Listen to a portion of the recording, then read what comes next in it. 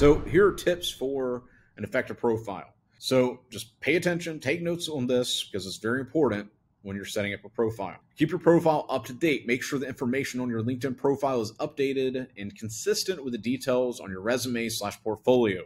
So just the other day, I was checking out a student, and the only reason I actually took time out of my day to look over his LinkedIn profile is he's crushed it on Twitter, and he couldn't figure out why he wasn't crushing it on LinkedIn. I was like, bro, like your job history is from like 5 years ago when you were working some regular job. Like, sure, your bio says your skill, but your work experience, like, you have to show them, like, what are you actually up to now? Not 5 years ago. What are you up to now? So make sure you're keeping your profile up to date.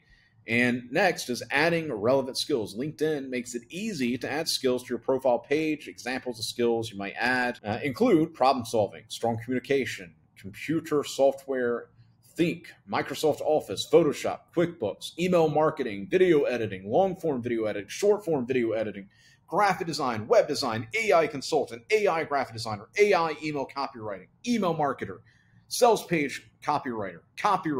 All of these little things you can add as skills, and people are going to see like, oh, wow, this guy actually knows what he's talking about. And your connections can even endorse you for the skills you've added to your profile. And you can ask for recommendations. A recommendation is a short comment written by another LinkedIn member that will appear on your profile. When seeking a recommendation, try to reach out to people who are familiar with your talents, skills, and performance in the workplace.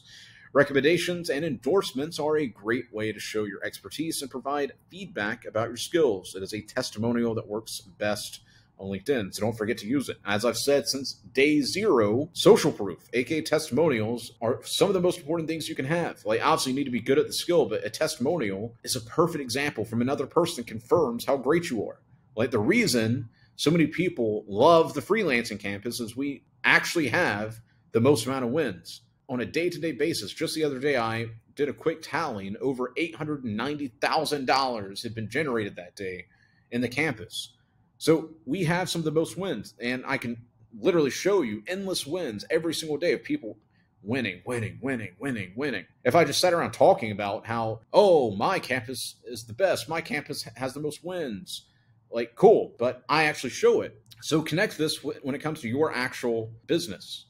If you say, I write emails to increase sales, I make videos that will help you get more engagement, more watch time, more this, more that, and you actually show it, you instantly are seen as, wow, that guy's actually telling the truth. He's not just trying to talk big to sound impressive. You actually can deliver results for that business, and they're going to take you seriously. So when it comes to prospecting on LinkedIn, let's cover how you should search for prospects as you're spending time on LinkedIn. Do not use the main search bar. The only reason to use the main search bar is if you are looking for a specific profile and you know their name. Otherwise, there are other filters. So let's say you type in fitness into the main search bar, you'll get results with job titles.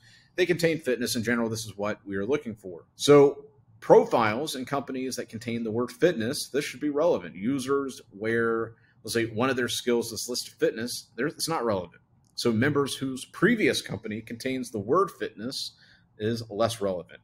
People who have fitness listed as an interest, and finally, profile in which the word fitness simply appears on their profile. So obviously, there are other alternatives to the main search bar. Most of the time, if we're looking to prospect, the aspects that would be of interest to us would be what that person does, the industry, the company, the size of his business, the prospect seniority, the geographic positioning, if the prospect is a decision-making position. So you can use the title to qualify your prospect. Suppose you want to find people in marketing positions. Use the title feature to search for the word marketing or marketer. And what if you want to target people who are working in that marketing industry? You can use the industry filter to search for the word marketing and advertising. I don't think you realize how amazing this is.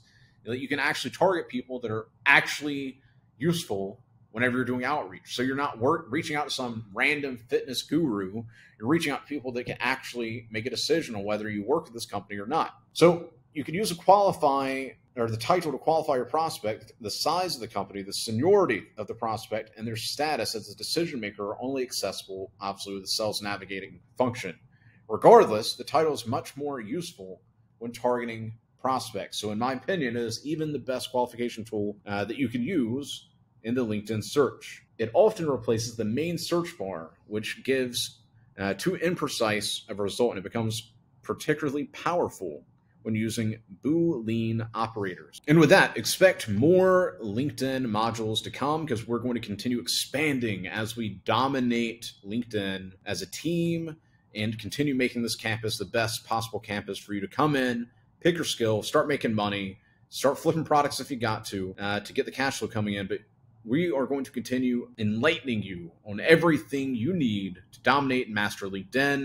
With that said, go and check if there's any other modules. And if you have any other questions, reach out to me in the LinkedIn chat. Now that you have an understanding of how LinkedIn operates and some of the steps you need to be taking on a day-to-day basis, let's continue in the next modules. And I'm going to be continuing to add not only for myself, but also from a person on my team. It's my LinkedIn expert. She's going to be putting out more modules as well on how to actually go about finding clients and prospecting to find new jobs that you can take on to get experience, get paid, get trained, and all that type of stuff. Let's continue dominating LinkedIn together. And if you have any questions, make sure to reach out to me in the LinkedIn chat.